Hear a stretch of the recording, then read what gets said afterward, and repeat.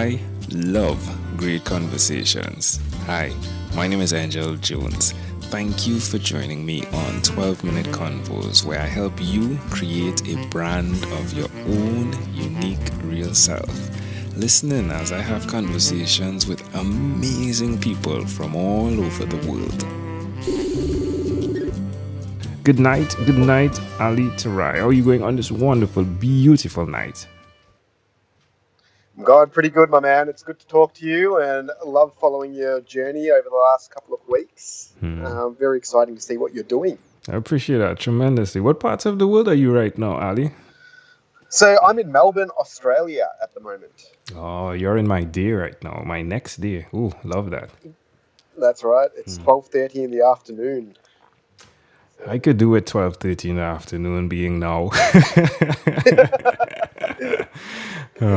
Well, Ali, please do tell us which of your talents is responsible for us connecting at this time.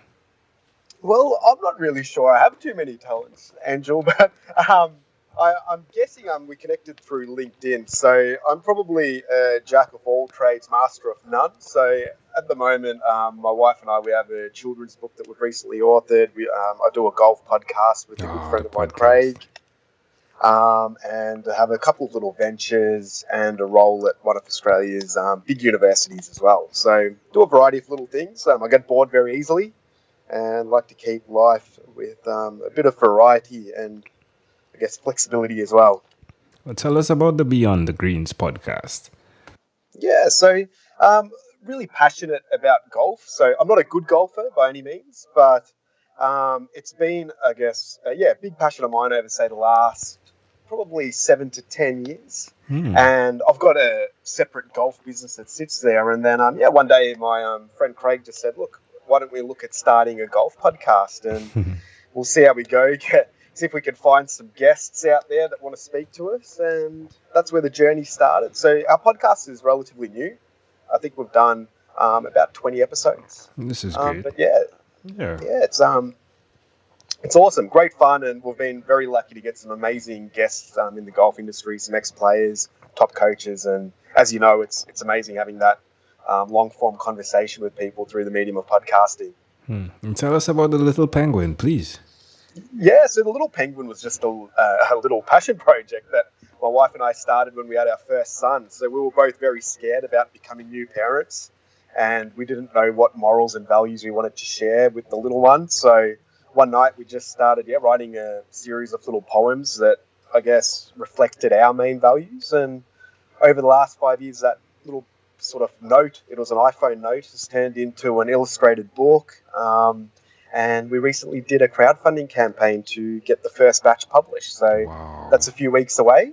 And the idea is that hopefully it'll be an emotional development tool for a lot of parents and children out there.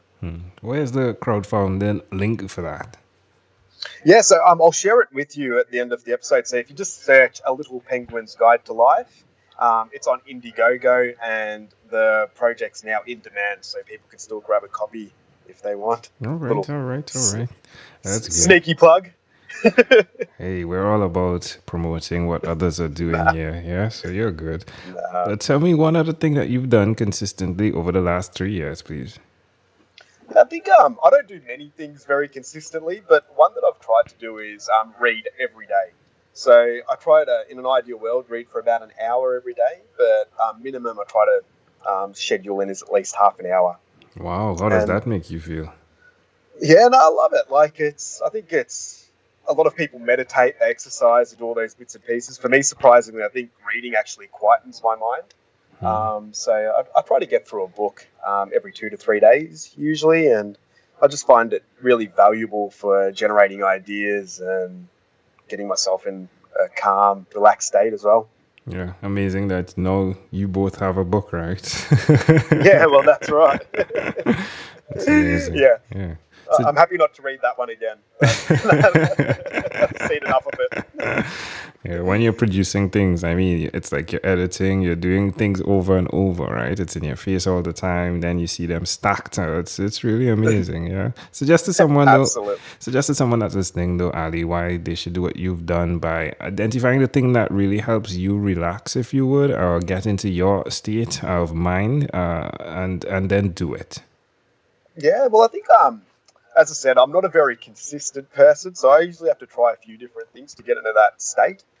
So a few of them would be, it's reading, recently getting into meditation. I love having a cold shower in the morning and playing golf. They seem to be the main things that, in terms of a routine to start the day, that, usually get me into a pretty good state of mind.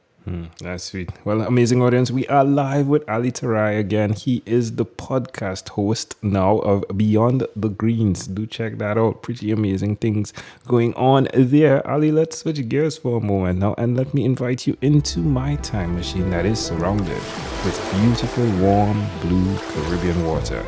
Ali, what is your earliest childhood memory?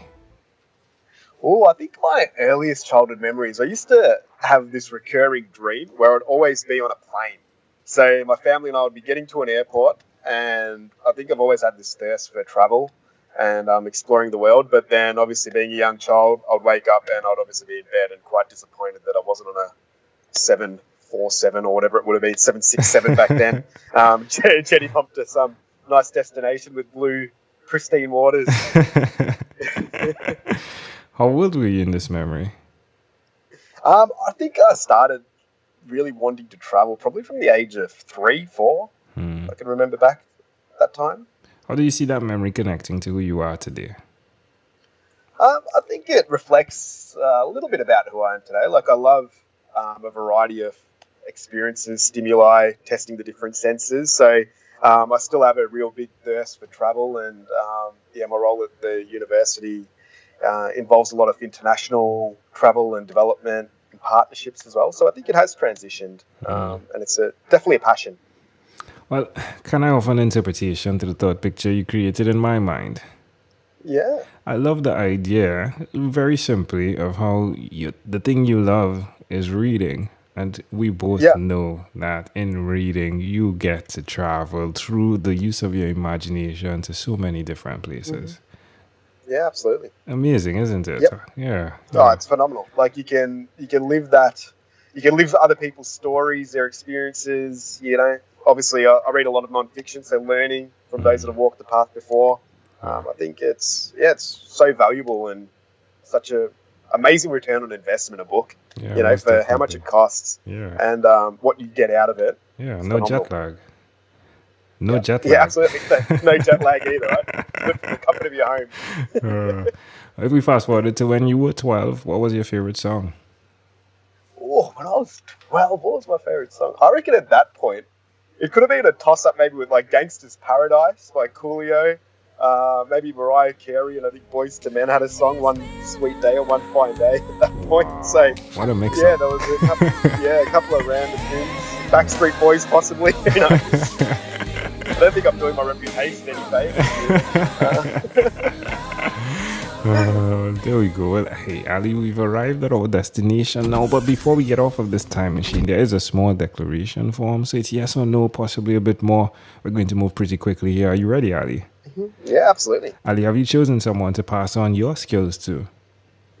Yeah, I think their children. I'd love to if they want it, but no pressure. And again, I don't know how many skills I've got there to pass on, to be honest. So we'll keep that one open. How many children do you have? I've got two boys. All right. Now, you are married, right? You spoke of your wife and the book, right? Yep. Do you believe in God? I think there's definitely a force out there that's bigger than us, whether it's termed as God or whatever we want to call it. I think I'm definitely a fan of spirituality and that, but I just don't really define it by any constructs, I guess, at this current state. All right. Do you have an inner circle of friends? Yeah, absolutely. So I'm lucky to have quite a small group of friends, but very, very close with those groups, and then also a wider network, I guess, as well. Do you watch TV for more than 3 hours a day?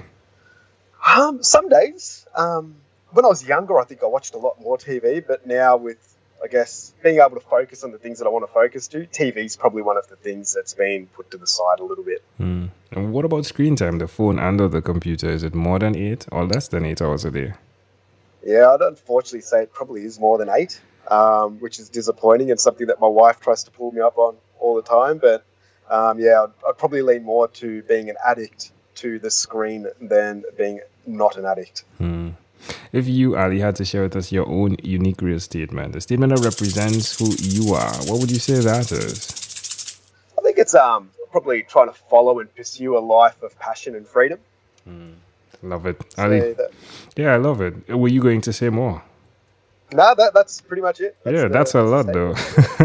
Yeah. There's enough in there to unlock. Believe me, a lifetime.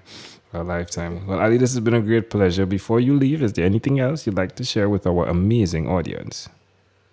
No, man, I think that's covered a nice little snapshot, and it's been awesome talking to Angel, and all the best with your journey on getting to 1 billion guests. I can see it happening. 1 billion. Ooh. It's doable. Yeah, I was going for 12,000, but you come with 1 billion. Big, right? Yeah, I love it. Hey, Ali, again, great pleasure, my friend. Thank you for being on what is inspired by 12-Minute Convos with Angel Jones. Thank you for being on 12-Minute Convos with Angel Jones. Stay tuned for more from our advertisers. Diabetes is a mountain pandemic. It's a disease that's not acute but chronic. Similar to this rhyming method, I have simplified the definition, the signs and symptoms, and the complications of diabetes for both adults and children in my books, Poems for Patients, A Focus on Diabetes, and The ABCs of Diabetes for Children. These books are available on Amazon.com, and for more information, you can visit my website, poemsbyaj.com. That's poemsbyaj.com.